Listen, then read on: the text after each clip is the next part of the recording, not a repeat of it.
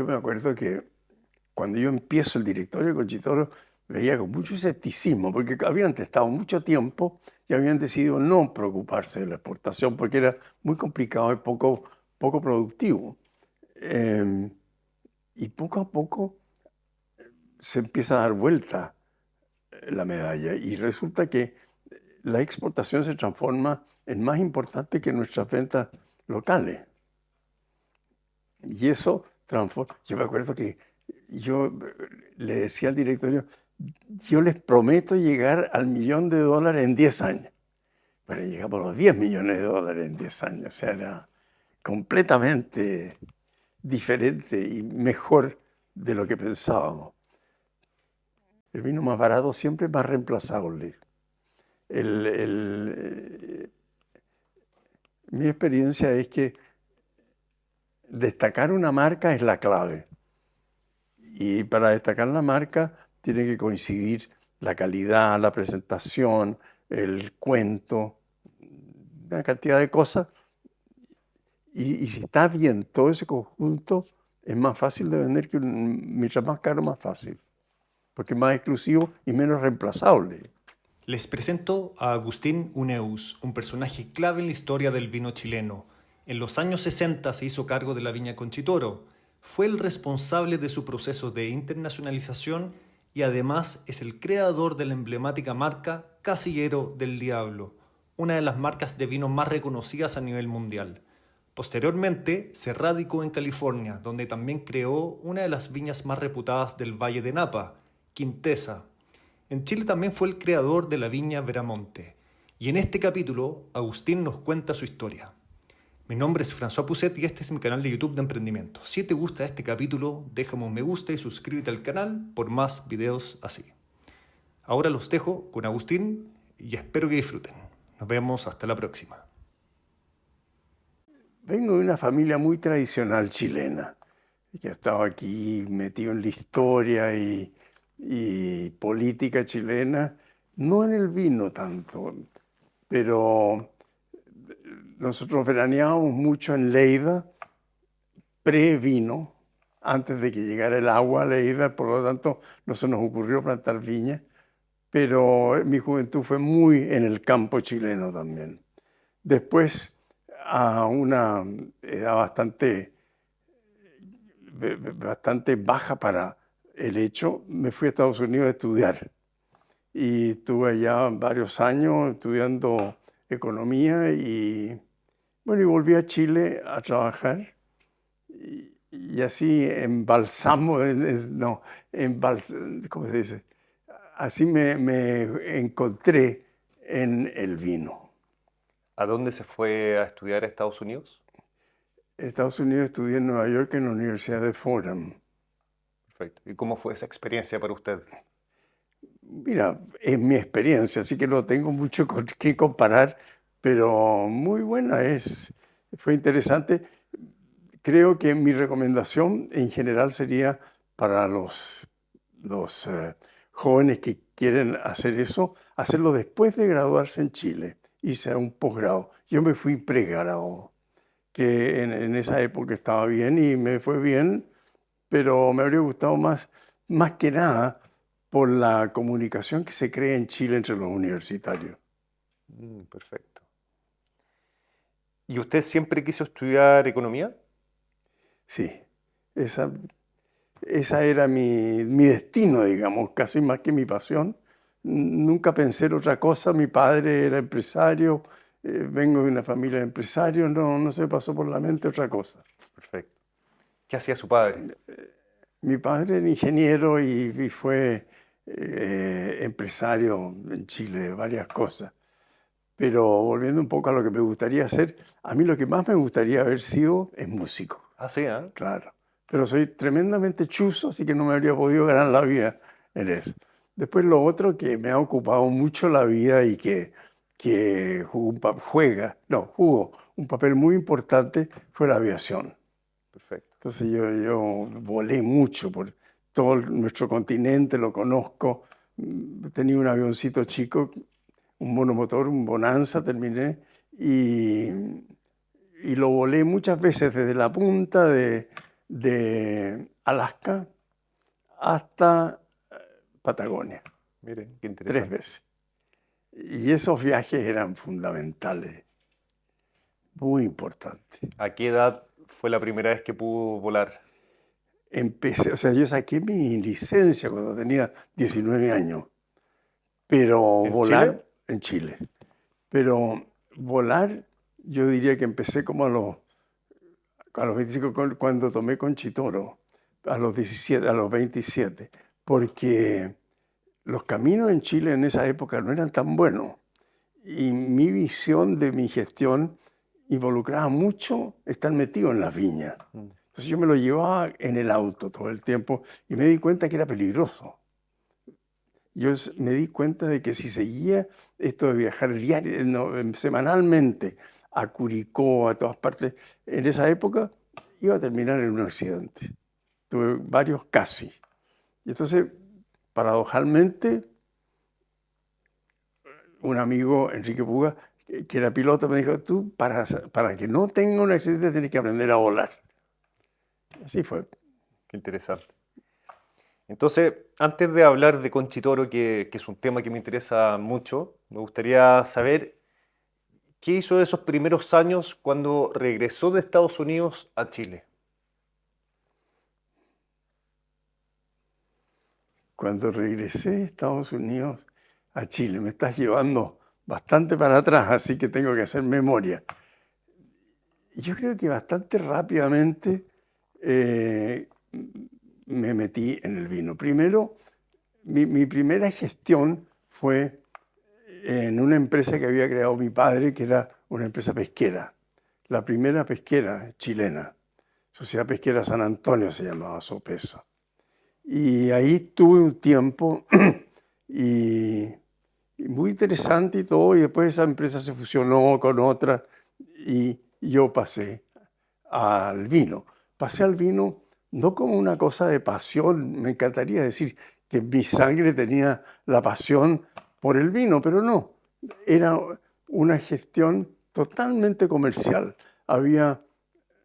Yo tenía un muy amigo de Eduardo Guilizasti, que era corredor de la bolsa, y un buen día Eduardo me dice, oye, hay una posibilidad de inversión muy interesante en una compañía que está muy subvaluada en la bolsa. ¿Te gustaría meterte? Yo le dije, sí, me encantaría, no tengo plata. Me dijo, te la prestamos, era Irarrázaval y Rodríguez, la compañía en la cual trabajaba Eduardo. Y ahí nos metimos a Conchitoro. Conchitoro estaba valorizado en esa época en bolsa en menos de lo que valían sus inventarios de vino a granel. Entonces era muy evidentemente buen negocio y Irarrázaval Rodríguez feliz me prestó la plata para meterme. Este era Eduardo Guilizasti padre, ¿correcto? Padre. Perfecto. ¿De qué año estamos hablando? Estamos hablando, de 1970, creo yo. Sí. No, 60, perdón. 60. 1960. Oye, no me lleves tan para atrás que se me pierde. En 1960 yo tenía 27 años. Perfecto. ¿Y qué estaba pasando con Viña Conchitoro en ese momento? ¿Por qué se encontraba en esta situación? Mira, el negocio del vino, como tú bien sabes, ha tenido una evolución muy interesante. Y en esa época el vino era una cosa que se vendía. Habían 2 canales. Una que eran lo que llamábamos nosotros los bodegueros. Estaban principalmente en Vicuña Maquena y era una cosa de vino a granel. Y el 100% de eso se vendía en chuico. Chuicos eran de 15 litros. También habían damajuanas de 10 y creo que se llamaban pillas, las otras de 5. Pero era un envase de vidrio forrado en madera para protegerlo y que se reusaba. Conchitoro en esa época, eso eran los bodegueros. Había otro grupo muy chico que se llamaban los embotelladores, de los cuales Conchitoro, Macul,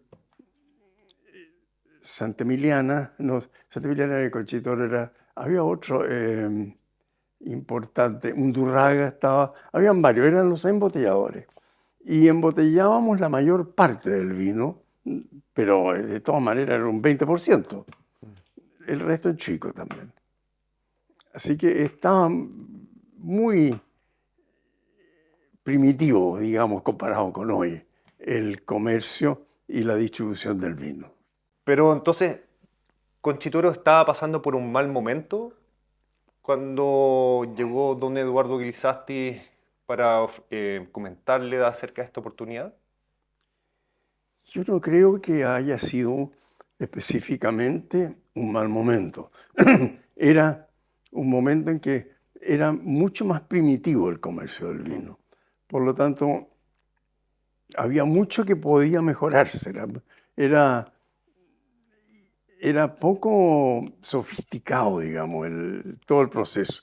Y Conchitoro era una empresa que tenía bonitos campos, pero estaba manejada muy tradicionalmente. Caballeros que en esa época yo los encontraba antidiluvianos porque tenían más de 50 años, imagínate. Y la valorización de Conchitoro era la única empresa, creo que San Pedro también, pero abierta era Conchitoro, que se transaba en bolsa.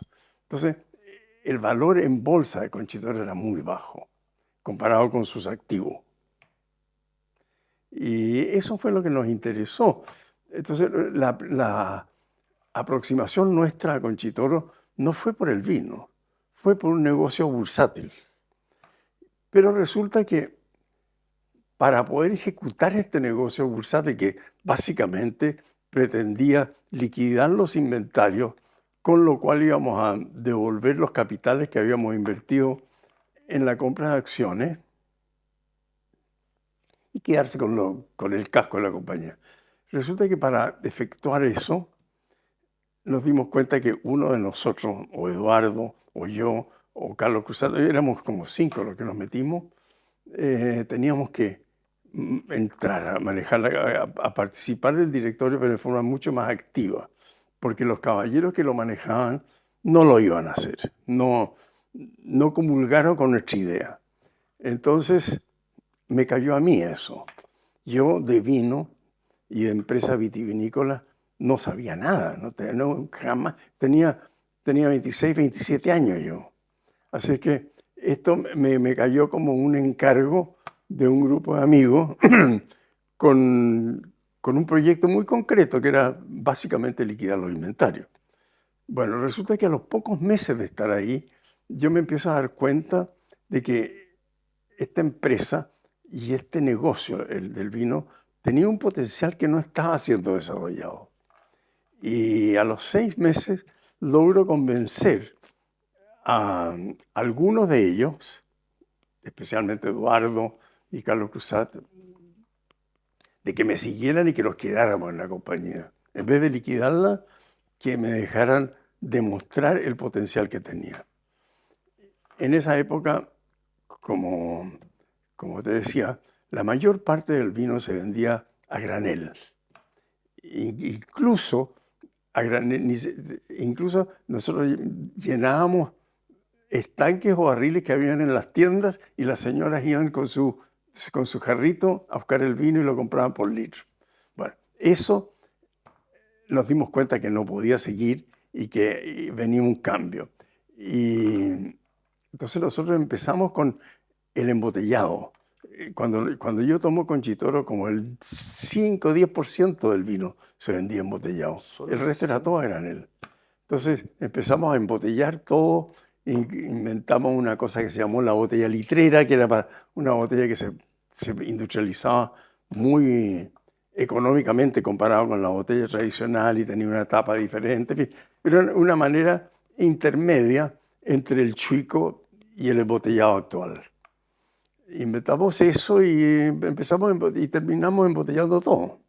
¿Y tuvieron que invertir en nuevas líneas de Fuimos los embotellado? primeros, claro. En esa época el envase se devolvía. Nosotros teníamos que lavar la botella, sacarle la etiqueta y volver a usarla.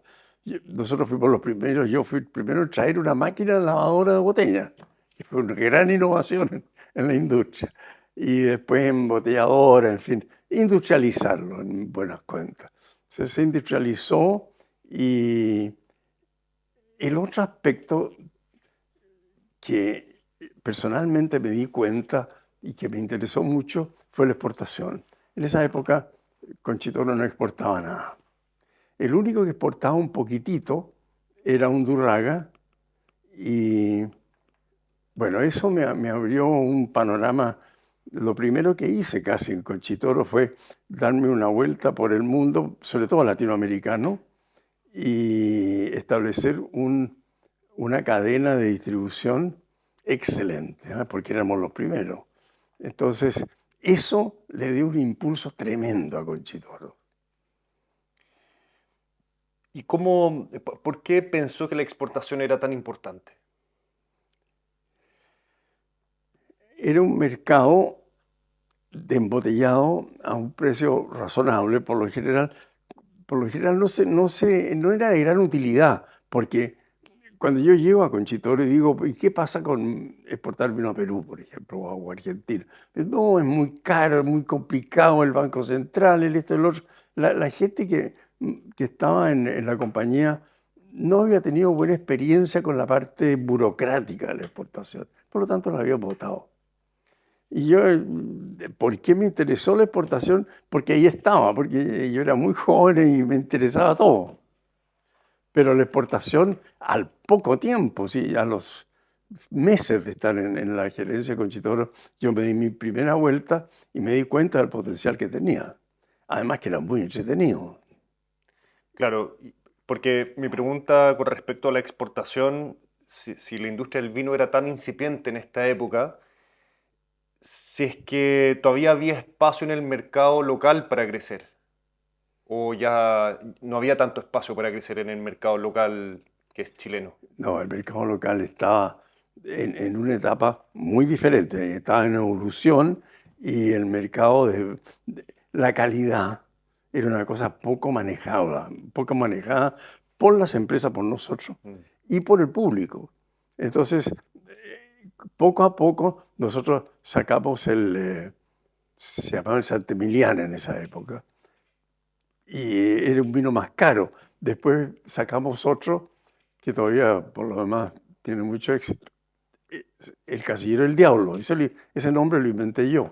Y, y nos fue muy bien con esas cosas. O sea, nos dimos cuenta que había interés en el público por estas innovaciones.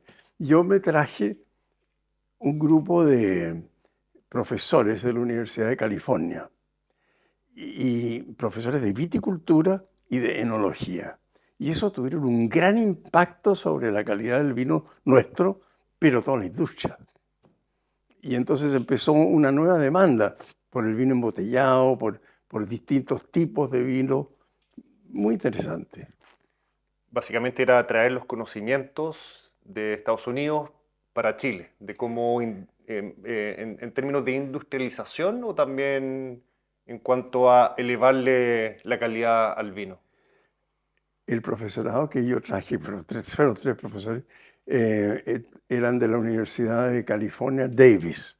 Y Davis se estaba dedicando más que nada a la calidad del vino. Digamos, la parte vitivinícola de Davis. Tenía lejos la mejor facultad vitivinícola.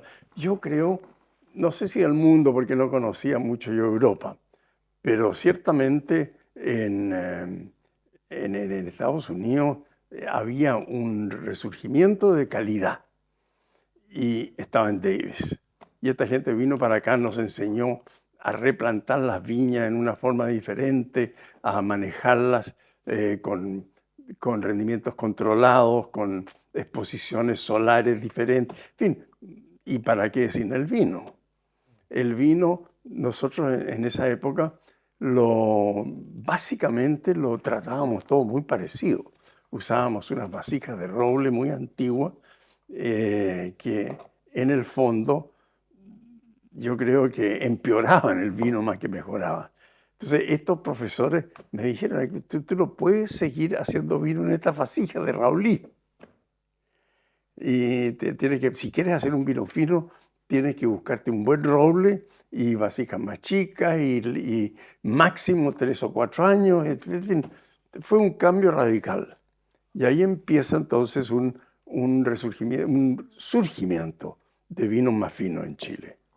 ¿Qué cepas se encontraban en Chile en esa época? ¿Perdón? ¿Qué cepas? Las cepas eran las de Burdeos. Chile, a diferencia de casi todo el resto del Nuevo Mundo, fue plantado originalmente con plantas traídas de Burdeos. En general, en América, la viticultura se dio por colonos, que venían más que nada de Italia, y traían sus cepas italianas, y así fue como se desarrolló Estados Unidos y otros países del Nuevo Mundo. Chile, en cambio, fue más bien familias de cierto poder económico las que decidieron hacer vino y mandaron a sus gerentes a Burdeos, que era lo que sonaba como la más alta calidad, a traer plantas. Y trajeron plantas, pero en esa época los viñedos estaban interplantados con las 5 variedades que llamamos bordolesas, o sea, las 5 variedades de Burdeos. Y nos hemos demorado mucho. Ahora último, nosotros hacemos una diferenciación muy clara entre el Cabernet Sauvignon, el Merlot, el Carmener, etcétera, las demás variedades. Pero resulta que en esa época eran Burdeos. Y el vino aquí se vendía como Burdeos. Vino Burdeos. Jamás se ha mencionado la variedad, más que eso. ¿Se mezclaba toda la uva? O sea, nunca se había separado, así que no era necesario mezclar. En la viña estaban mezcladas las parras. En Burdeos durante mucho tiempo fue así. Se mezclaba, entonces eso permitía que en un clima muy frío habían ciertas variedades que se daban mejor y el conjunto salía bien. En los últimos 20 años hemos separado totalmente. Y el Carmener, nosotros hablamos mucho del Carmener, los argentinos hablan de Malbec, otros hablan del Napa, está asociado totalmente al Cabernet Sauvignon. Pero la verdad de las cosas es que todas esas variedades se dan muy bien en conjunto y las diferencias climáticas hacen que un año una tenga ciertas características muy deseables comparado con otra, etc. ¿Cómo era visto el vino chileno en el mundo en esta época, cuando recién entró a Conchitoro? Yo diría que habían 2 visiones. La visión latinoamericana era muy positiva. El vino chileno era el vino. O sea, los argentinos hacían vino, pero no me tomé mucho con competencia argentina cuando salía a ofrecer nuestros vinos chilenos. El vino chileno fue tremendamente bien recibido por Colombia, por Venezuela, principalmente esos 2 países, Brasil, muy, muy bien recibido. Perú tenía su cierta competencia con nosotros y Argentina también, obviamente. Ahora, en Estados Unidos, nuestro vino se vendía como un buen vino tremendamente barato. ¿Por qué? Porque nuestros antepasados genios económicos habían descubierto que para fomentar la exportación de vino, como de otras cosas, habían inventado una cosa que se llamaba el dólar vino. Entonces, el dólar que tú lograbas por exportar vino chileno, podías importar cosas a Chile que de otra manera estaban prohibidas, como pieles, autos, bien lujo. Entonces resultó que era tan buen negocio estos dólares que se exportaba cualquier cosa y se inventaba un poco que se estaba vendiendo allá. Yo no sé qué se hacía con el vino, pero no había una conciencia de vino. Había una conciencia de exportar para decir al Banco Central, yo exporté $10.000, aquí están mis $10.000, quiero traer, qué sé yo, auto. Y eso fue muy negativo para el vino. Entonces había un vino muy malo que se vendía como vino chileno y muy barato. Entonces en Estados Unidos teníamos ese desprestigio. Y volviendo a estos primeros intentos de exportación, ¿cuál fue el primer país al cual pudo exportar? Como yo había estudiado en Estados Unidos, tenía una relación con Estados Unidos y conocía bien ciertos mercados, digamos. Tenía mejor feeling de Estados Unidos, así que ahí fue donde nos metimos primero que nada. Ah, sí, ¿eh? Y nos metimos, teníamos buenos amigos que fueron importadores y dimos una pelea bonita. Ya ni me acuerdo los nombres, pero claro, era barato. La caja, me acuerdo haber peleado por venderla a $3.75. Los americanos me la querían comprar a $3. Mi gran pelea logró 3.75 y no fue bien con eso, por un tiempo. Pero así fue, lejos de Estados Unidos, mi primer mercado y mi más importante mercado.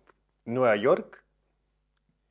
Nueva York, muy importante, Washington, sí, toda la costa del este y el centro. California ya tenía su incipiente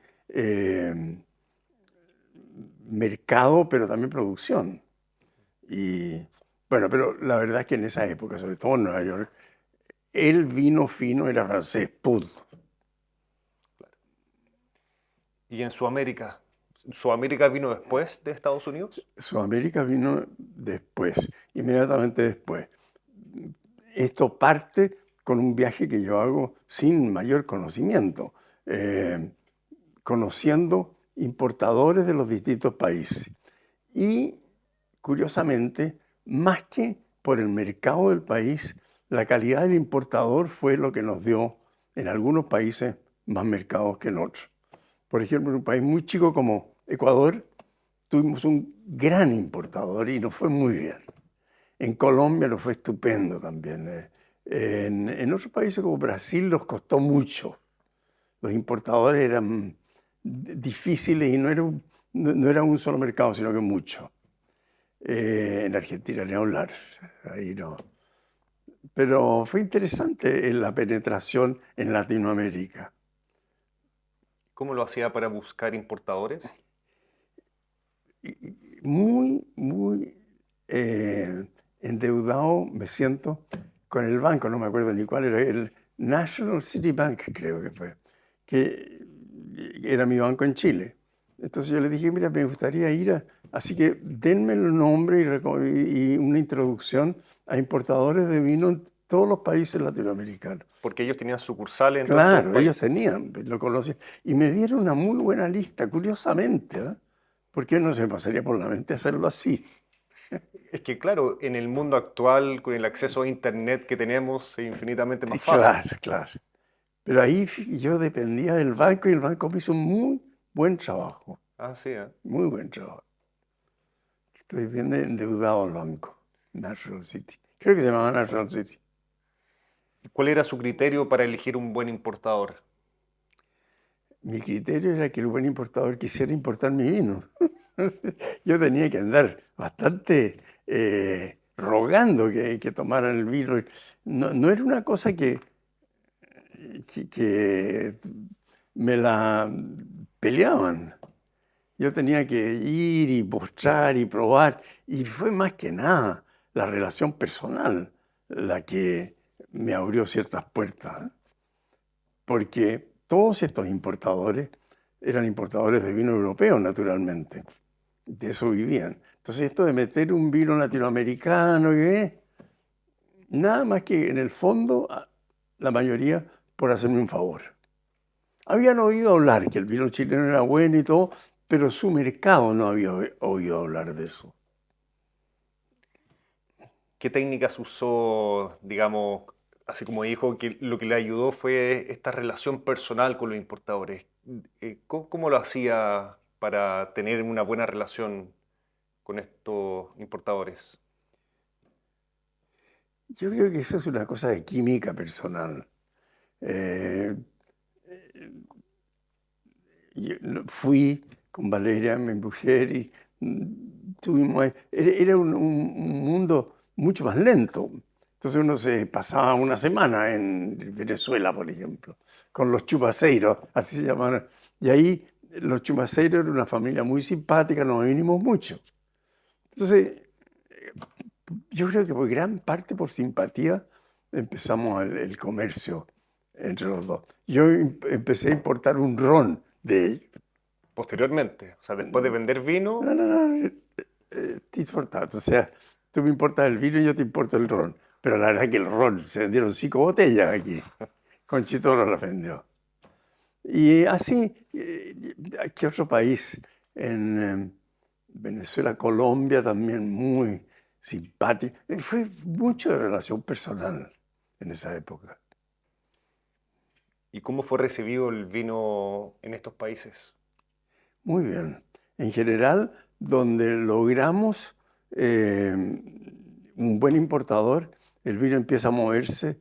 Y nosotros fuimos también muchas veces a promover en restaurantes y cosas esas. Me llevamos la vida yendo a restaurantes hablando del vino. Pero sí, empezó a moverse y eso no paró nunca más. Se transformó lejos en lo más importante de Conchitoro. La exportación. Claro, lejos.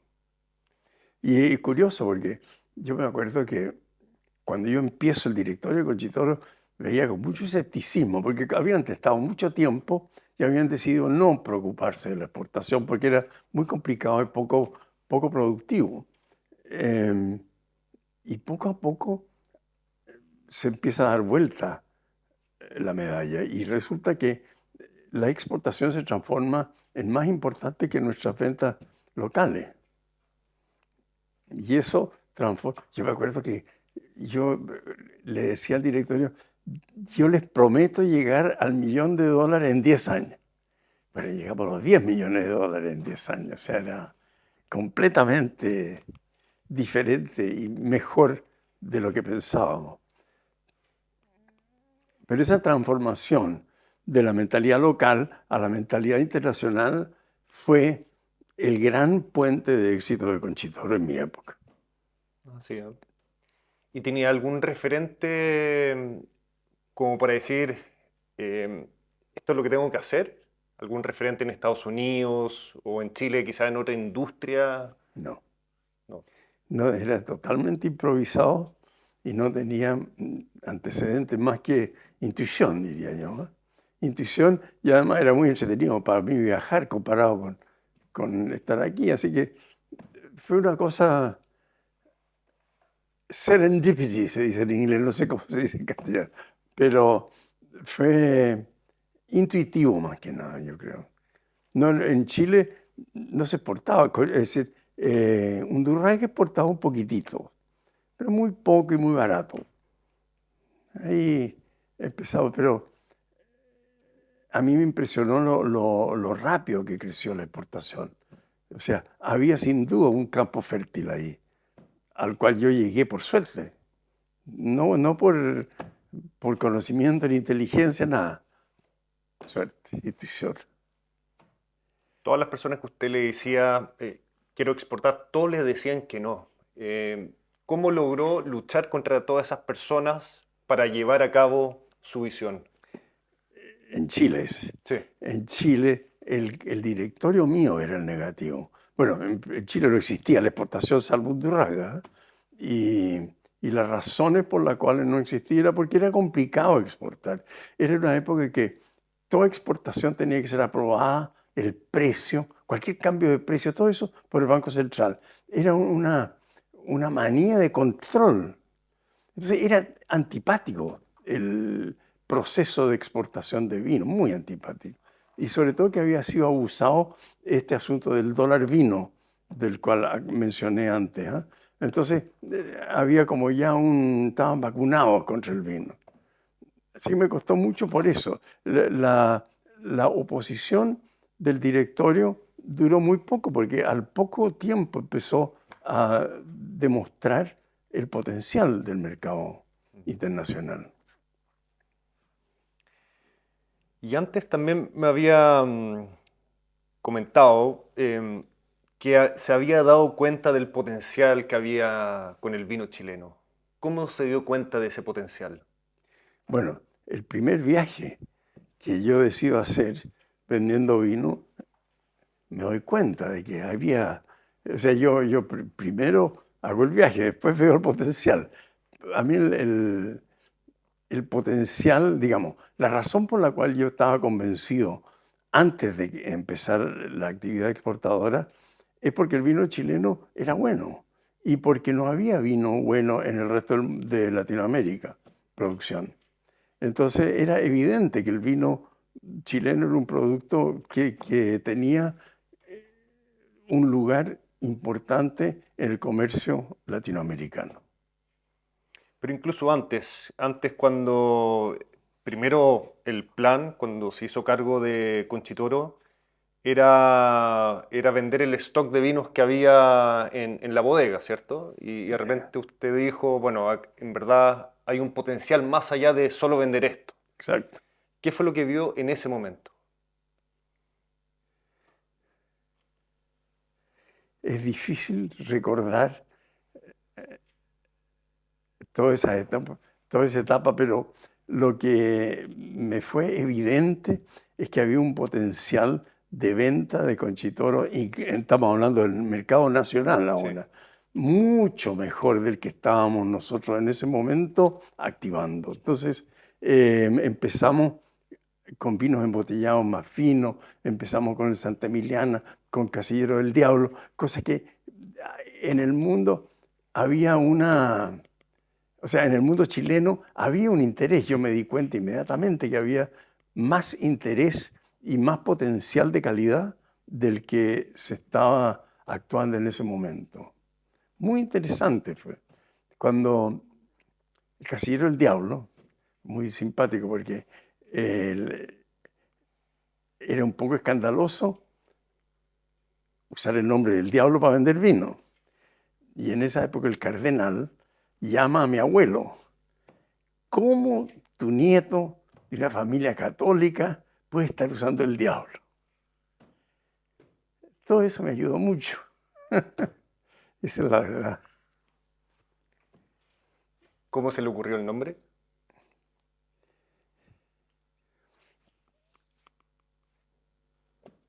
Había un casillero efectivamente en Conchitoro donde teníamos el vino más añejado. Y como todo el mundo sabía cuál era el casillero, nuestros empleados, nuestros obreros, todo, para protegerlo, yo le puse, este casillero es nada más que para el diablo. Se llama el casillero del diablo. El casillero se llamó casillero del diablo mucho tiempo antes de que sacáramos un vino que se llamó casillero del diablo. Y sacamos el vino de ahí y dijimos, ya pongámosle casillero del diablo. Así fue, tan sencillo como es. ¿Y tenía otras alternativas de nombre o este fue Bueno, el... evidente, pues claro. No, teníamos Santa Emiliana, que era el clásico de Conchitoro. De repente me llega una notificación policial diciendo que no lo puedo vender más, porque había una bodega que tenía registrado el nombre Santa Emilia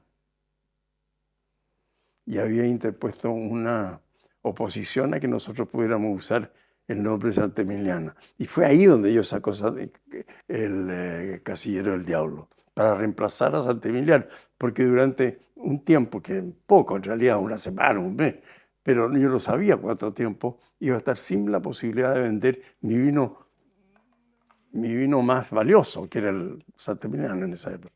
Entonces el Santa Emiliana quedó con la etiqueta de Casillero del Diablo. Perfecto, y esto fue también la década de los 60. 60, 70, sí, Claro. sí, claro. Y cuando usted le comunicó al directorio que quería usar este nombre, Casillero del Diablo, ¿qué opinó el directorio? En esa época el directorio, yo era un poco cabro chico y ellos eran muy maduros. ¿Ah? Estaba don Héctor Barchán, Julio Subercaso. Entonces había una separación muy grande. Yo era un niño loco haciéndole cera, pero mientras no tocara los grandes activos que eran las tierras, Conchitoro eran tierras, no les importaban mucho las tonteras que yo hiciera. Así que no hubo problema. Y con respecto a la etiqueta, ¿era parecida a la que conocemos actualmente? Sí, era parecida, muy parecida. Y el diablito sobre todo, ¿Sí? claro. Sí, el diablito metálico que tiene la Sí. etiqueta, simpático. Después me gustó tanto el Diablo, porque me ayudó mucho el Diablo a vender vino. Sacamos otro vino, un vino rosado. Y la publicidad de ese vino, en esa época se hacía publicidad radial, decía, pero cuidado, que tiene un diablito adentro. ¿Por qué decía eso? Porque el rosado era un vino muy tomable. Entonces la gente lo tomaba creyendo que no era alcohólico, pero era alcohólico. Era como un Entonces, jugo. entonces quedaban... Así que esa fue la historia con el Diablo y con Chitoro. Cuando recién sacó Casillero el Diablo, ¿la reacción del mercado fue positiva de inmediato? Sí, sí, sí. En esa época la distribución de Conchitoro era a través de camiones propios. Estos camiones se llenaban en la mañana, cada uno tenía su recorrido, distribuían, vendían y volvían en la tarde y se les cobraba lo que habían vendido. Y vendieron mucho Casillero del Diablo, al tiro.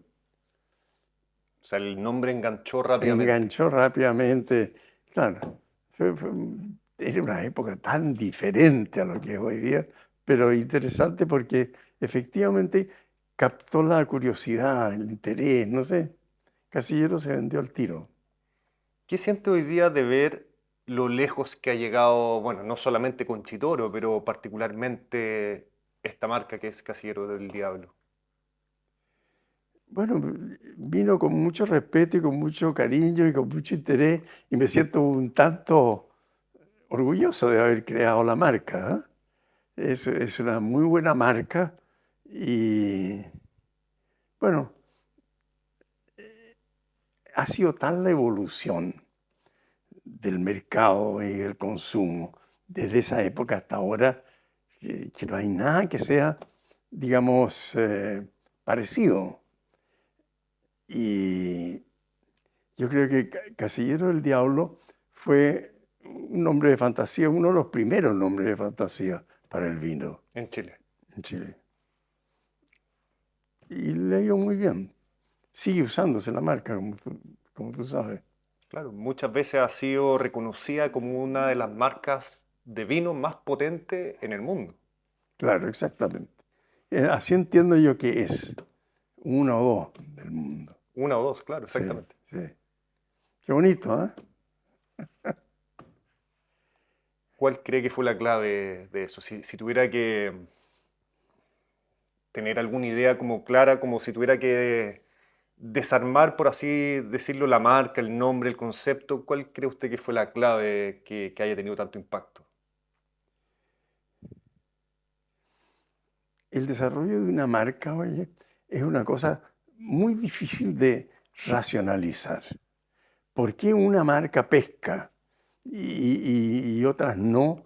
Yo no tengo idea, pero he tenido la suerte en la vida de que varias de las marcas que yo he lanzado han pescado, ¿eh? Y es muy importante. El nombre es tremendamente importante. Eh, si me preguntas por otras, yo te diría que Quintesa, por ejemplo, que es nuestra marca en California, que no sé de dónde salió ese nombre, porque no tiene significado, pero ha sido muy exitosa marca. Tanto que me cuesta mucho protegerla, porque quieren hacer todo Quintesa, desde zapatos hasta ropa, en fin, y perfumes y qué sé yo. Yo no sé qué es lo que hace que una marca de repente agarre. Pensemos en Coca-Cola. Yo me acuerdo cuando recién llegó a Chile Coca-Cola, ¿quién va a comprar esta cosa que es Coca? ¿Ah? Y cola, ¿qué diablo? No, o sea, es un misterio y una cosa intuitiva, yo creo, la marca. La verdad de las cosas es que hoy día las marcas, para lanzarlas, se hace todas clases de, de research, ¿no es cierto?, de marketing. Pero yo sigo creyendo que es la intuición de una persona la que crea una buena marca. No es un grupo. Claro, uno puede hacer todos los estudios Claro, antes de lanzar una marca y nunca va quizás prever lo que realmente va a interpretar el mercado de esa marca hasta que ya es lanzada al mercado. claro, Yo creo que ahí es cuando uno se lleva todas las sorpresas del mundo. Y todo lo que viene después, porque viene junto con el lanzamiento de una marca, por lo general hay un cuento que uno lanza, una historia, y todo eso hay que manejarlo un poco. Y no es fácil, porque uno no controla los medios y las cosas. Pero ese es todo un tema tremendamente interesante, el lanzamiento de marca, ¿eh? Pero si usted tuviera que recomendarle a alguien que hoy día quisiera crear una nueva marca, ¿qué le podría recomendar al respecto? Número uno, le recomendaría que no vaya a una agencia. Que no haya una agencia, que es lo que tienen que hacer hoy día, porque las marcas valen. Me acuerdo de Constellation, no sé si te suena Constellation. Uno de los grupos de vinos más importantes del mundo. Claro. Y Constellation, bueno, el nombre, ¿no? Porque no es marca propiamente tal. No hay un producto de consumo que tenga la marca Constellation. Es la empresa la que tiene la marca. Pero pagaron 250, $300,000 por la marca, por ese nombre. Por crear ese Por nombre. ir a una agencia que les inventó la marca Constellation, que yo lo encontré poco interesante en todo caso. Pero así fue, así es hoy día la cosa. Yo no lo haría así. Yo todavía, si tuviera que crear más marcas, las crearía por intuición. ¿Y en qué se fija para pensar en una marca? Yo creo que hay un impulso inconsciente, no sé qué es lo que es, no sé de dónde sale esta cuestión, pero ciertamente no es ir al mercado a preguntar qué te parece esta marca.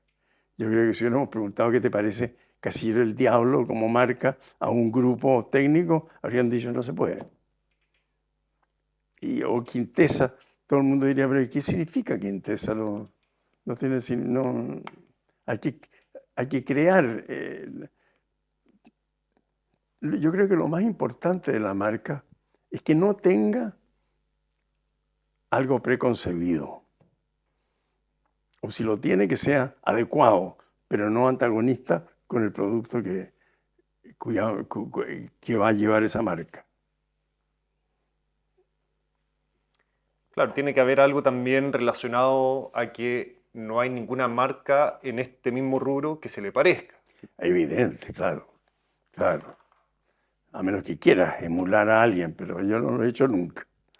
Pero mucha gente lo hace, claro. Entonces, volviendo a su época de Conchitoro, entiendo que estuvo aproximadamente 10 años en Conchitoro. Sí, me parece que fueron como 12 años. 12 años. Y Conchitoro en esa época tuvo gran éxito, creció mucho, se fue favorito de la bolsa, se transformó lejos en la empresa más importante en Chile en el vino. Y yo creo que en Latinoamérica le fue muy bien. ¿Y cómo termina ese capítulo? Termina con Allende. Yo estoy sentado en mi oficina un buen día y me llega un, entre comillas, interventor. Este interventor, de acuerdo a la legislación chilena, tenía el derecho de manejar la empresa, con poderes absolutos. La intervención es un invento de Allende. Estaba en la legislación con el objetivo de proteger al consumidor de posibles paros de cosas que son fundamentales, como agua o gas, en fin, ese tipo de cosas. Estaba permitido. Si había problemas sindicales de paro, entonces el gobierno podría intervenir la empresa mientras esa situación se arreglaba. Y esa intervención tenía poderes absolutos. Ni la gerencia ni los empleados obreros tenían nada que decir. Ellos manejaban la empresa mientras se ponían de acuerdo arriba, ¿no? Se arreglaba el problema sindical. Resulta que lo que descubrió Allende es que él podía, como controlaba mucho los sindicatos, el Partido Socialista y Comunista controlaban totalmente los sindicatos, y un buen día me llega a mí mi sindicato de Conchitoro y me dice, nos están pidiendo que le declaremos huelga. No sabemos por qué ni nada, pero tenemos que hacerlo porque el poder del partido es fundamental para nosotros, así que vamos a... Entonces me declaran la huelga, Conchitoro. Y al día siguiente viene el interventor, porque, dicho sea de paso, el gobierno declara que el vino de Conchitoro es, yo no me acuerdo cuál era la terminología, pero algo así como que es producto fundamental para la población, el vino. Entonces me lo intervienen con poderes absolutos y yo no tengo nada que negociar con el sindicato porque el sindicato está manejado por el gobierno en ese momento, por los partidos, y no tenía ninguna intención de devolver la compañía al manejo de sus propietarios. Así que me sacaron de Conchitoro. Y ahí yo ya llevaba mucho tiempo, estaba muy desilusionado, y con Valeria decidimos, bueno, esto, quién sabe para dónde va, puede ser Cuba o puede ser muchos años o puede ser corto, pero nosotros nos vamos y nos fuimos. Y esta Y perdí Conchitoro, así, by the way. Prácticamente la venta fue un par de dólares. No, no se recuperó nada, yo. Después vino, claro, el golpe y todo lo demás, y después de varios años del golpe, Conchitoro volvió a renacer. Pero pasó mucho tiempo y que era prácticamente sin valor alguno. Miren. ¿Y usted se imaginaba que podía pasar esto? Nunca. Nadie se imaginaba. Completamente sorpresivo que podía pasar Allende. Allende había sido candidato varias veces. Y yo no sentía que Chile estaba para eso, pero ¿qué sabía? Yo tenía muy joven todavía. Y así fue. O sea, en el mejor momento de Conchitoro, usted lo perdió. En el mejor de momentos, lejos del mejor momento. Y el que inventó toda esta martingala de intervenir las empresas en vez de expropiarlas, que era la otra posibilidad, que el gobierno puede expropiar bajo ciertas condiciones, pero la expropiación exige pago inmediato de valor comercial. Entonces esta martingala la inventó José Viragallo, muy amigo mío y primo hermano de Valeria, de mi mujer. O sea, la expropiación Él habría era sido un mejor totalmente escenario. allendista, él era subsecretario del Ministerio de Economía, no sé qué, Entonces, de Allende. en este caso, la expropiación habría sido un mejor escenario. Ah, mucho mejor, pero me habrían pagado. Claro, claro. No, si tenía mucho valor, ese Conchitoro tenía mucho campo, mucha viña y mucho mercado. Gran empresa. ¿Y cómo era la propiedad de Conchitoro hasta ese momento? ¿Quién eran como los socios? Yo llegué a ser el principal accionista de Conchitoro, pero tenía yo un 7%, una cosa así. Lo demás estaba muy difundido, muy difundido.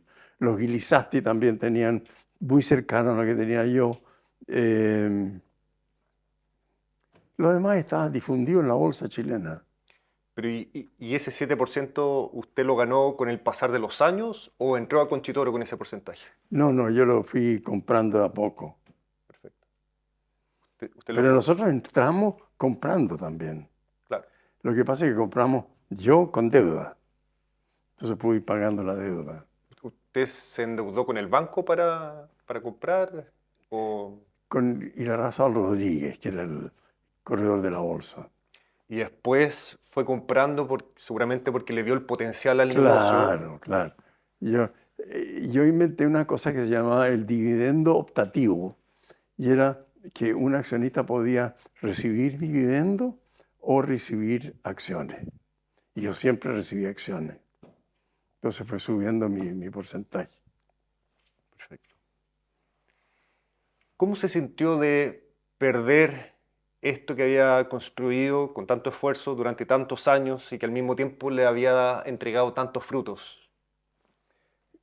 ¿Me habían entregado tantos qué? Frutos y alegrías. Flujos. Frutos, frutos, así como éxitos, por así decirlo. Era la vida, pues no ponderaba mucho yo todas esas cuestiones, es lo que me tocó. Así que lo recibimos y la verdad de las cosas es que cuando perdimos Conchitoro, que era todo mi capital, ¿ah?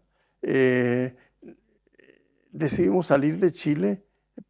Yo no sé si no habríamos salido de todas maneras. Teníamos ganas con Valeria de ir a excursionar por el mundo. El mundo estaba inmenso y atractivo y nosotros éramos muy jóvenes y llenos de espíritu de aventura. ¿Cuántos años tenían en ese momento? ¿Cuánto tenía? Menos de o 30, no sé, por ahí. A los 27 yo lo tomo, debo haber tenido 33, por 35 por ahí. Claro. Bueno, no me acuerdo. Claro, sí estuvo aproximadamente 10 años en Conchitoro, ¿cierto? 10, 12 años. Claro, Claro. Entonces claro, quizás menos de 40. claro. Claro. ¿En ese momento tenían hijos cuando Sí, salieron? sí, Ya. ya teníamos 2 hijos. Cuando salieron de Pero Estados Unidos. nunca había sido nuestro interés ser ricos. Nuestro interés era la vida. Y así fue. Nos fuimos. ¿Y a dónde se fueron? ¿A dónde nos fuimos? Nos fuimos a Estados Unidos. O sea, directo de Chile a Estados Unidos. No, pasamos por Argentina. Yo estuve 3 años en Argentina, en Buenos Aires, manejando una empresa también una empresa de vinos y licores, Seagram. Entonces, cuando yo me salgo de Chile con Allende, me contrata Seagram para manejar su empresa en Argentina. Era muy importante. Teníamos whisky, teníamos vino, teníamos una pila de cosas. Y ahí estuvimos 3 años hasta que justamente Seagram me invita a hacerme cargo del área internacional de ello. Y cuya sede estaba en Nueva York. Y ahí nos vamos a Nueva York. Perfecto. Y una vez en Seagram y en Nueva York, que lo fue muy bien y muy entretenido, pero yo tenía la cosa empresarial metida adentro, más que empleado, más que ejecutivo, yo tenía personalidad de empresario. Son 2 personalidades muy diferentes. Y eso me hizo que buscara yo en cuanto pude mi green card que me permitía independizarme en Estados Unidos, porque la visa que yo tenía estaba sujeta a mi cargo en Nueva York. Si yo salía de Seagram, ¡pum!, de vuelta. Entonces, cuando ya logramos la green card, decidimos salirnos de Nueva York y irnos al vino, y el vino estaba en California, ahí llegamos. ¿Y cuál era su plan en California?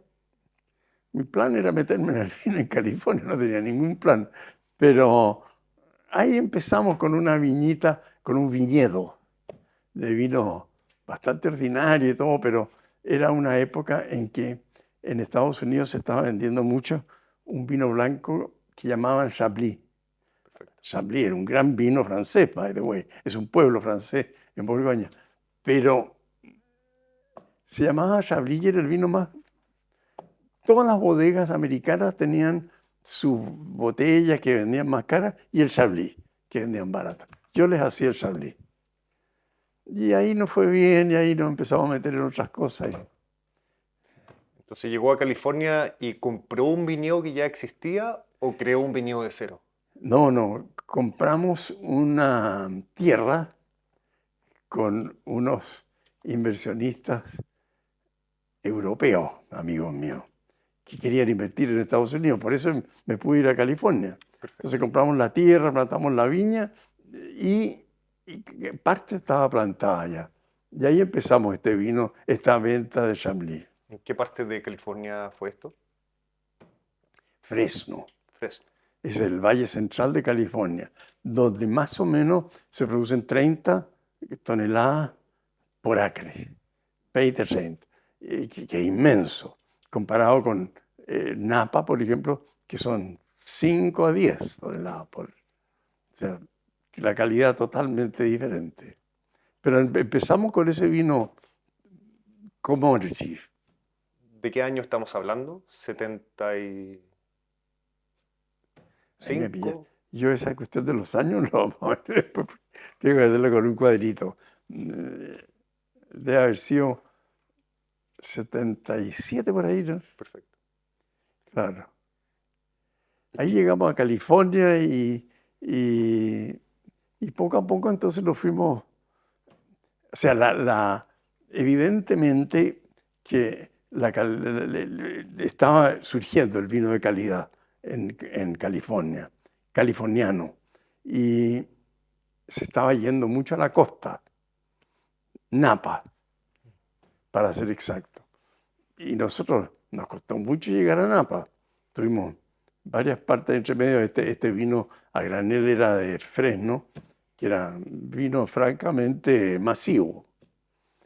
De ahí nos fuimos a Concanon, nos logramos comprar un pedazo de Concanon. Concanon era una empresita que estaba cerca de Napa, pero no en Napa. Y producía un buen vino, pero no lograba el prestigio de Napa. Y de repente me invitaron a manejar, un grupo alemán era dueño de una bodega que se llama Franciscan en Napa. Y ellos me piden si los puedo ayudar a liquidar todo ese negocio porque le estaba yendo pésimo. Entonces yo me meto ahí y al cabo de un poco tiempo me doy cuenta, ellos ya lo tenían prácticamente vendido cuando me piden a mí que ordenen la cosa para venderla. Y al poco tiempo ahí me doy cuenta yo de que tenía mucho potencial y les digo, mira, en vez de vender, ¿por qué no nos asociamos? Un poco lo que pasó con Conchitoro también, ¿no? Un poco lo que me pasó con Conchitoro. Con la diferencia que aquí la asociación fue, yo les dije, yo por 50% de la compañía se las manejo y les aseguro este precio de venta, que en esa época eran $3 millones, este precio de venta yo se los aseguro, pero creo que podemos sacar mucho más si me dejan manejarlo un tiempo. Ya, ¿no? Y ahí quedamos y Francisca le fue muy bien. ¿Cuál fue el potencial que le vio? Yo sentí, en primer lugar, que había sido muy mal manejado. Entonces, solamente corrigiendo el mal manejo, por ejemplo, todos los vinos más finos y más caros los vendían a granel para embotellar un vino más barato porque era más fácil venderlo. Entonces, obviamente que si uno está en Napa, que es el centro del vino fino, quiere irse para arriba, no para abajo. Y entonces yo cambié todo eso y nos fue muy bien con Francisco. O sea, empezaron a potenciar la venta de vinos finos. Claro, transformamos Franciscan en vinos, de Franciscan Vineyards, lo transformamos de marca en Franciscan Estates, porque Franciscan tenía viñedos, pero vendía estupendo los viñedos. Esas uvas se vendían y compraban vino ordinario para venderlo más barato. Entonces nos fue muy bien con Franciscan y ahí llegamos. ¿También tuvieron que crear nuevas marcas o las marcas ya las tenían? No, creamos marcas. Ya ni me acuerdo la marca, pero todo ha sido en base a crear una marca nueva Desde luego creé una marca que se llamaba Estancia. Porque Francisco tenía viñedos en Napa y en Alexander Valley, que es Sonoma. Y era una parte muy exquisita de Sonoma. Y entonces ahí, en primer lugar, yo he sido siempre contrario a la marca en el vino. He sido más bien apóstol de que es el terreno el que le da el nombre al vino. Entonces, cuando había un nombre Francisco que vendía en Sonoma y en Napa, yo dije, no, Francisca va a ser Napa, vamos a crear un nombre para Sonoma, y ese fue Estancia. Y Estancia fue una marca que hoy día es inmensa.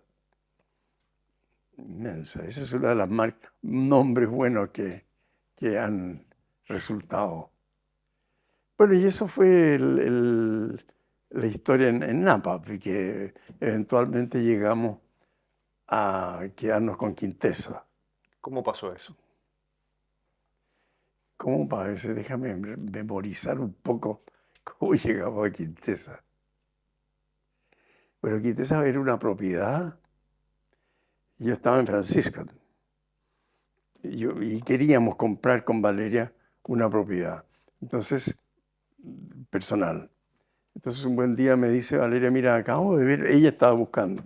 Estábamos buscando viñedos, pero era la época en que se estaba descubriendo filoxera, filoxera o filoxera, no sé cómo, en toda esa zona.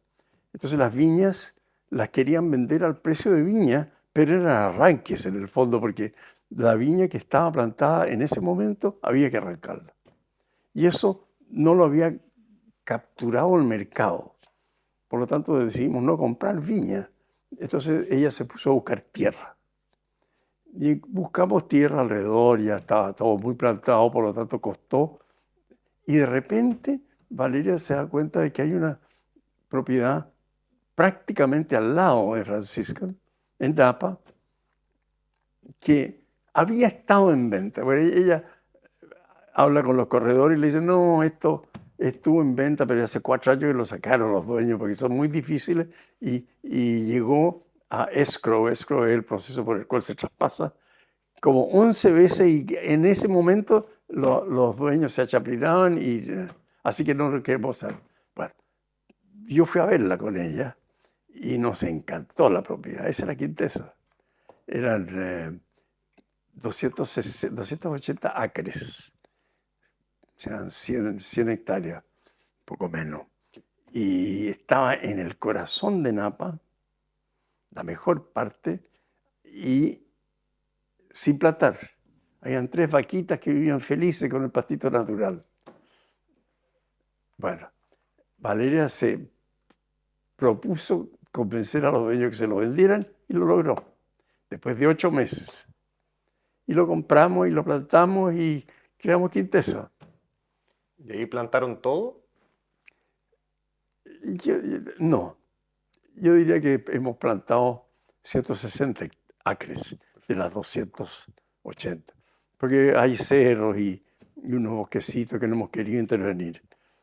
Pero lo que sí es que la uva, la propiedad, es excelente. Y hoy día Quintesa es una marca muy... Bueno, y le pusimos nombre Quintesa, que no tiene ningún significado. ¿Pero cómo llegaron a ese nombre? Dios se apareció un día y me dice, se llama Quintesa. ¿Se le ocurrió a usted? Sí. Igual que Casillero del Diablo, todas las marcas son así. Yeah. Entonces, nace Quintesa. No, la verdad que le dimos vuelta mucho tiempo. Nos encantó el nombre Quintesa. Primero que nada, no tenía otro significado que teníamos que borrar. Yo encuentro que Quin es o sea, era fácil de pronunciar en cualquier idioma. Es un nombre que en alguna forma yo creo que evoca elegancia. Bueno, he dicho que Quintesa y resultó. Y hoy día es muy prestigiado, a pesar de que hay una baja en el consumo. Hoy día estamos viviendo una situación difícil en el vino en el mundo. Hace un año o un poco más empieza una caída del mercado vitivinícola, tanto ultra fino como más común, y Quintesa no ha sido afectada. Tengo que golpear madera. Se ha sacado 100 puntos donde lo ponga. Muy, muy excelente. ¿De qué década estamos hablando? ¿Esto ya fue en los años 90, 80? Yo creo que nosotros compramos Quintesa como el 90 y tantos, sí. 90 y tanto. Sí. Y empezamos a plantarlo. El 93 es la primera cosecha que tengo aquí. Ahora me acordé. La primera cosecha que tengo de un poquitito de viña era el 93, por lo tanto lo tengo que haber comprado en el 90. Perfecto. Entonces estuvo varios años con Franciscan. Sí, claro. ¿Y cuando creó Quintesa, dejó Franciscan? Sí. Cuando creo Quintesa, Francisca tenía socio yo. Y habíamos decidido venderlo y justamente se vendió y muy bien. Y entonces nosotros nos quedamos con nada más que con Quintesa. Perfecto. Y eso es lo que hacemos ahora. Bueno, estamos retirados, pero muy metidos igual. Cuando estoy en Napa, digamos, cuando estoy en California, que yo vivo en California y por lo menos un día por semana estoy en Quintesa. Mi nieta, Antonia, maneja hoy día Quintesa, en la cabeza de Quintesa. Tercera generación, muy bonito. Para nosotros los latinoamericanos, muy bonito. Y cuando creó Quintesa, ¿cómo le resultó el camino para hacerse conocido? ¿Fue un camino largo, corto, fácil, difícil?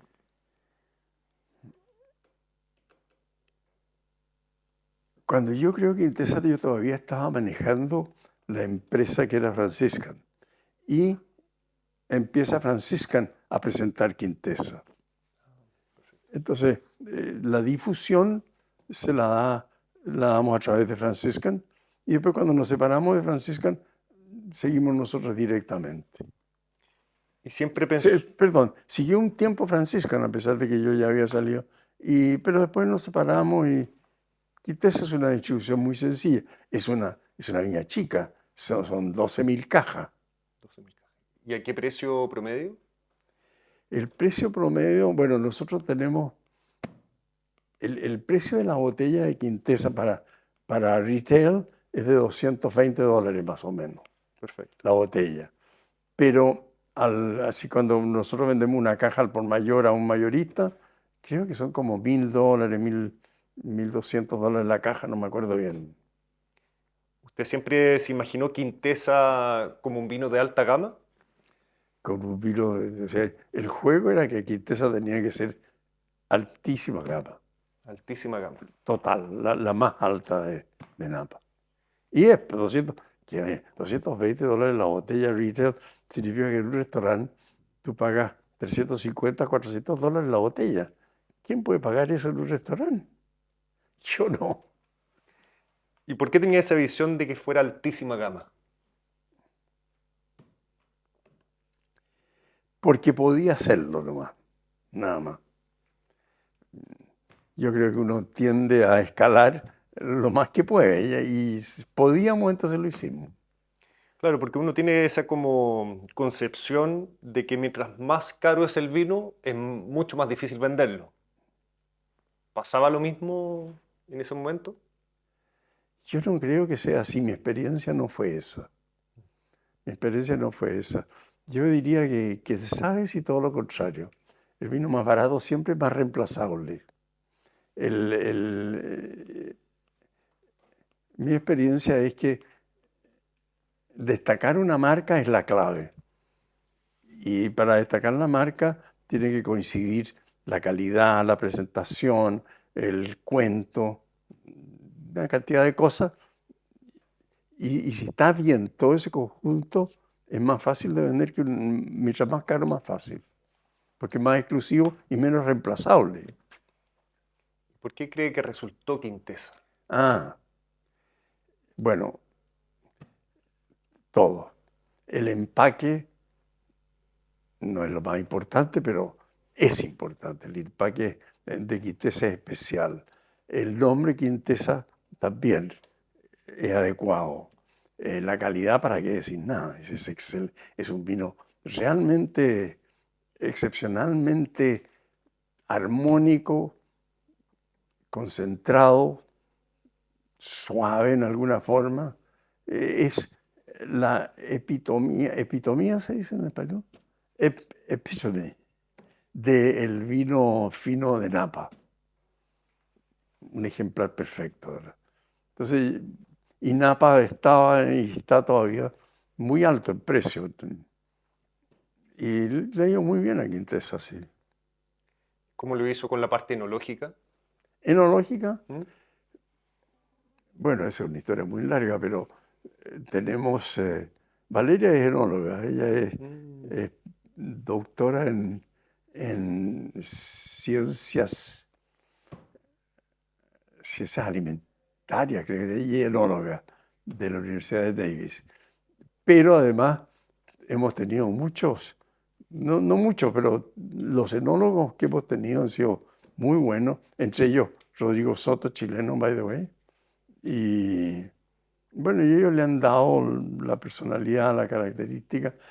Tenemos un consultor que es muy respetado en el mundo, que se llama Michel Roland, perfecto, claro. y que también da la bendición a la mezcla final. Quintesa es una mezcla, digamos, es una selección. Nosotros de esa pequeña propiedad, hablábamos de 160 acres de viña, sacamos como 20 o 30 distintos vinos.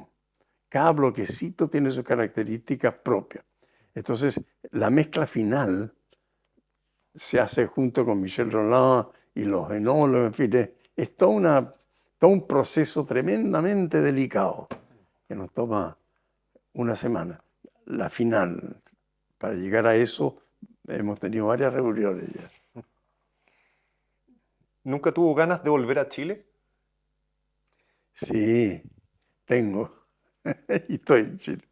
Tengo muchas ganas de volver a Chile, pero lo que nos pasó a nosotros con respecto a ese tema de volver o no volver, ¿Mm? es que ya no, cuando se podía volver a Chile, porque estaba Chile ya pasado la época de la dictadura, etcétera, los niños estaban en una etapa en que trasplantarlos era imposible. Ya eran totalmente cultura americana. Y, y nosotros decimos que no podíamos hacer eso. Sí, yo creo que capaz ya, O hasta sea, ahora. principalmente fue un tema por los niños. Sí, más que nada por los niños. No, yo habría vuelto feliz, me encanta Chile.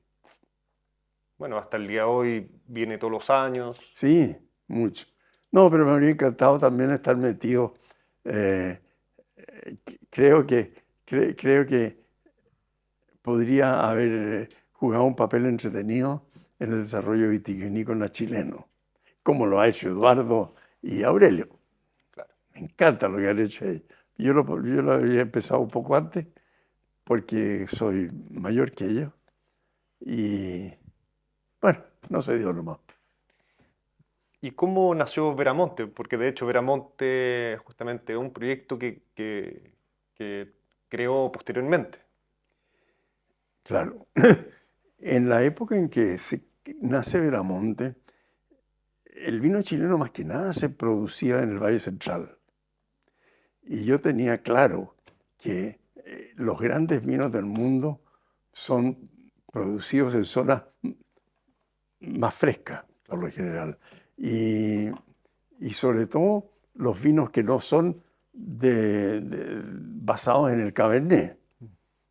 Les gusta zonas más frescas, de menor producción. El Valle Central de Chile es excelente, Sí. pero es de alta productividad, por lo general.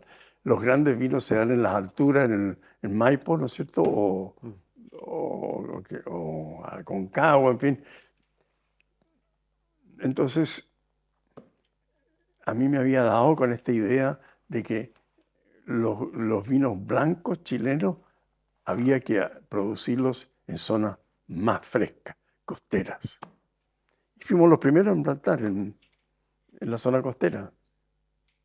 Claro, esto estoy revisando aquí. Veramonte nació a fines de los años 90 en Casablanca. Ya. Pero cuando tú dices nació Veramonte, la marca Veramonte, porque la plantación tiene que haber sido un poco antes. Yo creo que la plantación fue un poco antes de los 90, de haber sido tipo 95, no me acuerdo perfectamente. Pero fuimos, yo creo que de los primeros en orientar la producción de vino a vinos más finos, de zonas más frescas, de producciones mucho menores. Y así nace Iberamonte, nace vino blanco. Claro. Por lo tanto, Veramonte nació en paralelo con Quintesa. Fueron los dos más o Claro, menos exactamente. en paralelo. Sí, Su sueño era tener como una viña en Estados Unidos y otra en Chile. claro. Nosotros, así era, por lo que me acuerdo. ¿Y qué le falta al vino chileno, don Agustín? ¿Qué le falta al vino chileno para destacar en el mundo? Ese es un tema sobre el cual trabajo mentalmente mucho. Y tengo muy claro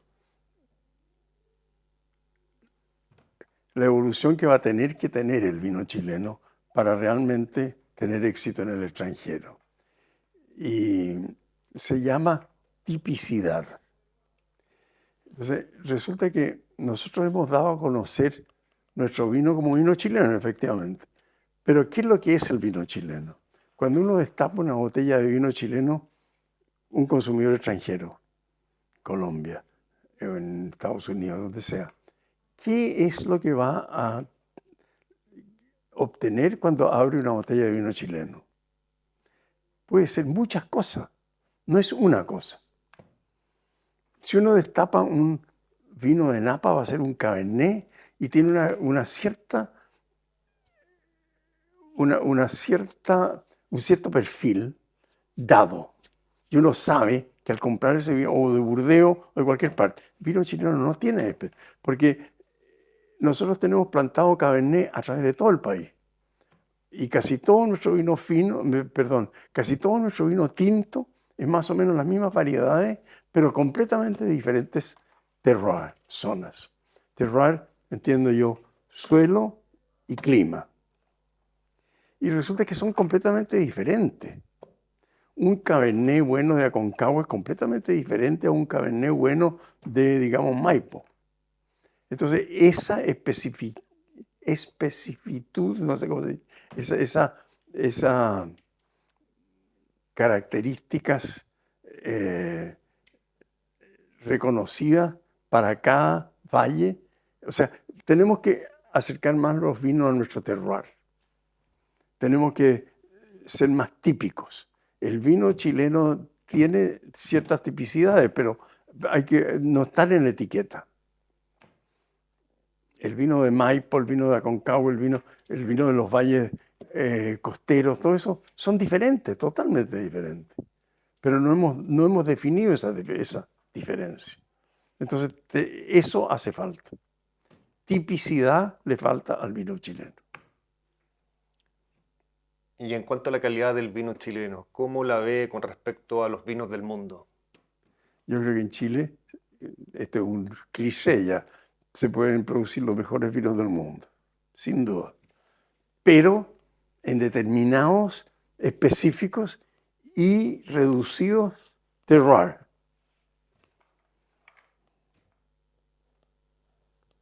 ¿Cuáles son los mejores terroirs de Chile a su juicio? En eso no me meto. Pero hay muy buenos vinos. Yo diría que toda esa zona de Puente Alto, Pirque, tiene grandes potenciales, ¿no? Para el vino tinto, Cabernet, que es lo que estamos hablando. Si se tratara de Pinot Noir, Chile todavía no ha logrado Pinot Noir realmente reconocido internacionalmente, pero tiene climas y suelos para lograrlo.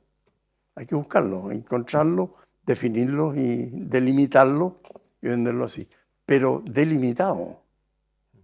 Si nosotros digamos un Pinot Noir de Chile, puede ser bueno, puede ser malo. Ahora los blancos igual. Perdón.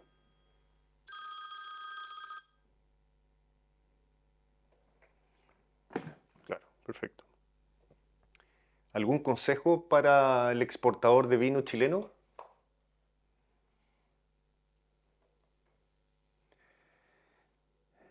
Estamos hablando del productor exportador. Productor exportador, claro. Ya.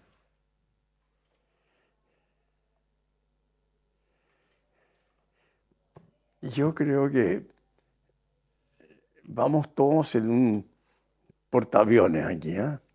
Y ese portaaviones nos une, pero cada avión debe tener su particularidad.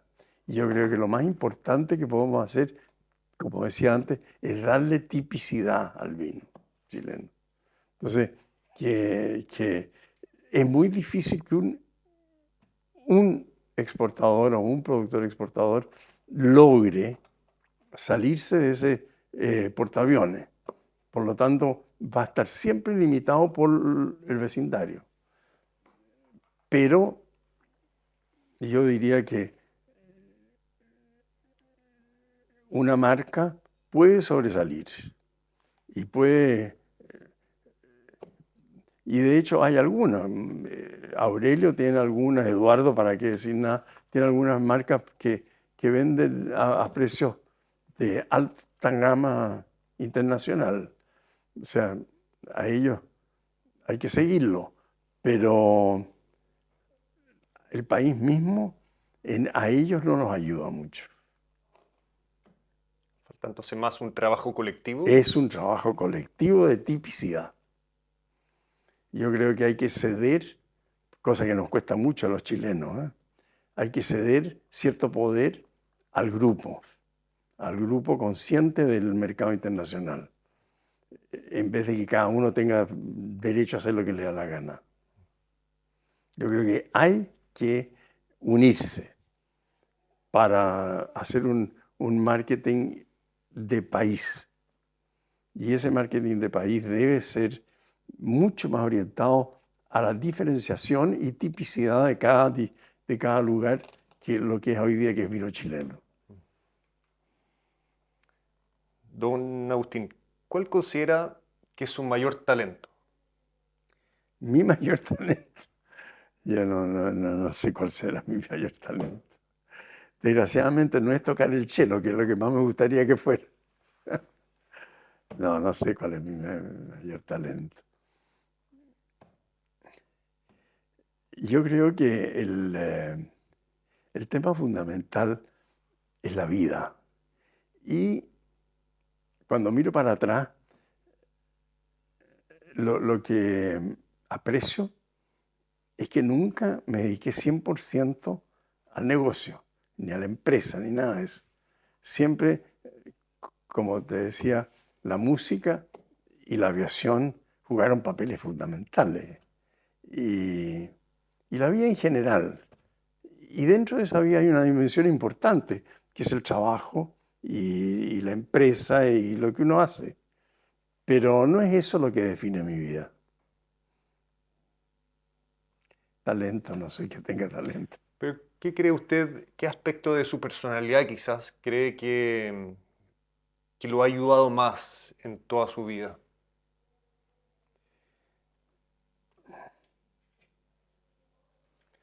Difíciles preguntas las tuyas, ¿eh? Tendríamos que hablar en unos días más. No sé. Yo creo que la posibilidad de adaptación claramente es importante. Yo me he adaptado a Estados Unidos, acá, y me he adaptado a ser desposesionado. No me importó nada cuando perdí Conchitoro. He perdido cosas. Yo creo que hay una resilience. ¿Cómo se dice resilience en castellano? Sí, resiliencia. Eso. Yo creo que esa es la característica fundamental. Y el optimismo, ¿eh? Yo soy natural, por naturaleza, estúpidamente optimista. Estoy feliz con Boris. Porque viene la Matei después, ¿eh? ¿Y cuál es su secreto para estar tan bien físicamente y mentalmente a los 91 años? no sé, uno no puede medir uno si está bien o está mal, pero la, yo no sigo ninguna rutina de nada. Lo que sí, me muevo mucho. Yo remo, por ejemplo, todo el tiempo. Ahora me voy a ir a remar allá al mar. Todo el tiempo me he movido físicamente mucho y como poco en general. Tomo muy buen vino, a lo mejor eso tiene algo que ver. Y ahora último me he dado con los negrones, o sea, así que... Pero en general yo creo que sí, que el moverse toda la vida es importante, muy importante. Y moverse significa realmente, yo hago ejercicio, ¿cierto? No, no tengo rutinas, pero hago ejercicio ¿Casi todos los días? todos los días, Todos los días. sí, todos los días. Y no puedo estar sentado mucho rato, ya se me está copando. Sí, estamos llegando ya a un buen tiempo Entonces, todos los sentado. días hago algo de ejercicio y lo que más me gusta es remar. Y creo que remar es un ejercicio muy completo, por lo que he oído. Claro. ¿Le gusta la lectura? Mucho, claro, mucho. Lectura bueno, en mi modesto sistema escribo muchas cosas privado, ¿eh? Pero la lectura es fundamental. Yo creo que la actividad intelectual es muy importante. Y una de las cosas que busco y que hemos logrado es una conversación con un grupo de amigos, con varios grupos de amigos. Hay una conversación permanente, la actividad social para mí es clave. Mis amigos son muy importantes en mi vida, además de ser tremendamente entretenidos. Pero esa conversación yo creo que a uno lo mantiene vivo, ¿eh? ¿Sigue volando? No, piloteando no. ¿Piloteando no? No, no me atrevo. Por la vista. Y no es que no vea para afuera, pero el avión cada vez más es mirar un computador y pantalla. Y esa me cuesta mucho. ¿Hay algún sueño que le queda pendiente por cumplir? Me quedan muchas cosas por cumplir. He perdido la esperanza de cumplirlas todas. Pero, claro, me encantaría volver a tener un cuarteto. En Chile, durante mucho tiempo tuvimos un cuarteto que tocábamos, 15 años seguidos tocábamos, se llama el Cuarteto de Vitacura, muy conocido en media cuadra de Vitacura, que era donde vivíamos. Eso me encantaría, fue fundamental. La música es muy importante, la conversación y la música, más que todo lo demás. Claro. ¿Y hay algo que si tuviera la posibilidad de volver atrás, qué sé yo, 20 años, 40 años, 50 años o más también, ¿hay algo que haría diferente? ¿O que le gustaría hacer diferente? Casi todos. Casi todo sería diferente. En primer lugar, una de las cosas que haría diferente, que fue muy apurado todo. Yo estaba muy apurado, no sé por qué. Por ejemplo, eso de irse a estudiar a Estados Unidos a los 17 años, en vez de esperar terminar mi carrera aquí y después irme posgrado, un apuro innecesario. Me casé a los 20 años. Tuve mi primer hijo a los 21. Esas cosas son muy apuradas, ¿no? Estoy feliz pero no había tanto apuro. Pero era otra época, en esa época era No. diferente a la actual, ¿no? Era otra época, pero en todo caso era apurado incluso en esa época, sí. Sí, sí, yo le iría más lento, O sea, en general, si tuviera que cambiar algo sí. de su Todo lo recorrido, haría más lento, todo. Soy muy apurete. algún consejo, y con esto ya terminamos para que pueda ir a remar por el océano. ¿Hay algún consejo que le gustaría darle a la gente joven de Chile?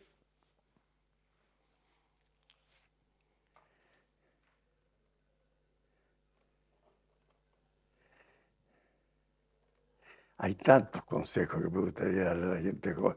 Y de hecho, tengo muchos amigos, niños, digamos. Yo tengo muchos nietos y esos nietos tienen amigos y todo, y conversamos mucho. Y cuando uno les pregunta por su futuro, gente de 18 a 28, todos quieren ser ricos. Eso parece ser lo fundamental. Entonces, para ser rico, creen que el mejor camino es el estudio de economía o de ingeniería comercial y emplearse. Yo les digo, no, el mundo actual la hacen los que saben algo en particular. Por ejemplo, hoy día los restaurantes no los hacen los empresarios, los hacen los chefs. Una peluquería lo hace un buen peluquero, si querés. Entonces, algo profundamente bien, lo que sea música, sea correr en auto, sea restaurante, culinaria. Esa cosa como ese conocimiento técnico de algo en particular a fondo, estupendo. Más que estudiar cómo ser rico. Ese sería mi consejo.